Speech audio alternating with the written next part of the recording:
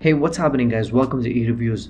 So I was recently invited to LeEco's launch event of their second range of smartphones for the Indian market, namely the Le2 and Le Max 2. In this video, let's take a look at my hands-on experience and first impressions of the Le2. So without any further ado, let's get started.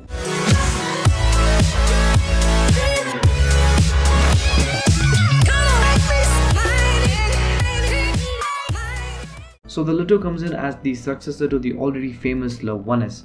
It brings in a lot of changes both aesthetically and internally. Taking a physical overview, it still offers awesome all-metal unibody design, premium chamfered edges, and great ergonomics that the Le1S offered. The front of the device is still very similar to the Le1S. You have the notification LED light, bunch of sensors, the speaker grill, and a bumped up 8 megapixel front-facing camera, below which we have the same 5.5-inch in-cell Full HD display, followed by the 3 touch capacitive buttons which are thankfully backlit. At the bottom of the device we have the USB Type-C data syncing and charging port, flanked by the primary microphone and the loudspeaker. Now moving over to the right of the device, we have the power button and the volume rockers, which are both made up of metal and provide great tactile feedback. You also have this really shiny rose gold chamfer edge which adds a lot of value and premium look to the device. To the left we have the SIM card slot, which again is a dual SIM and not a hybrid SIM card slot, meaning that you will not be able to upgrade your 32 GB of internal storage. Now moving over to the back is where you will find a lot of aesthetic changes, like the new camera bump, which also has a bump in megapixels.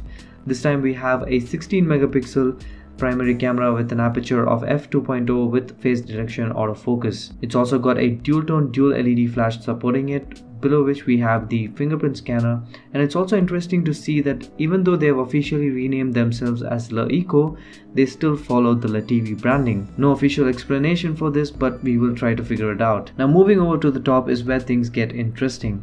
As you can see, there's only an IR blaster but no 3.5mm audio jack. Now that's because Le2 is one of the first devices in the market to use CDLA Type-C audio.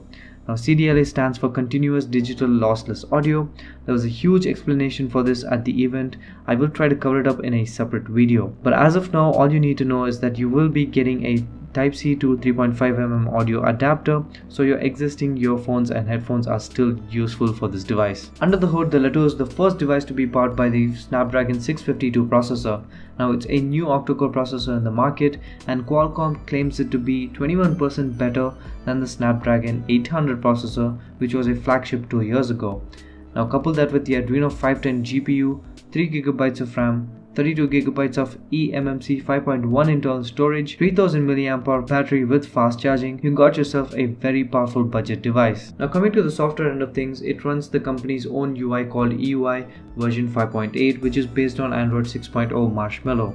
Now the UI is designed in such a way that you get the maximum out of the LeEco membership.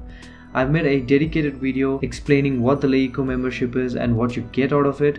I'll leave a card in this video for you all to check out. Now coming to the most important part, pricing. Look at true value. So we're going to cut it down to 19,999. What? You want it lower or higher? I don't hear this. Okay, 14,000. What you will pay for a competitor product? No.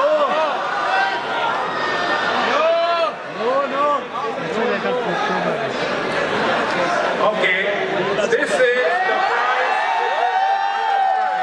for Le2, 11,999. The LeEco Le2 is aggressively priced at 11,999 rupees, directly competing with Xiaomi Redmi Note 3, the Lenovo ZUK Z1, and the Moto G4 Plus. The device will be exclusively available on Flipkart, and registration for which will start June 20th. Now the company has also launched their lemall.com and is offering something great for the viewers. LeEco is going to offer the first 300 units bought off Lemall for just 1 rupee, and the registrations for this will start June 15. So make up your mind where you're going to buy it from and register accordingly. Alright guys, so that was my hands-on experience and first impressions of the LeEco Le2. I'll try to get myself one as soon as possible and make a complete review of it so you can make your buying decision. Make sure you subscribe to the channel, and if you like this video, go and give it a big thumbs up, share it with your friends and family. I'd really appreciate it. Also write key reviews on Facebook, Twitter and Instagram for some good tech information and fun giveaways. Until next time, this is Santosh signing off for e-reviews. You guys have a great day.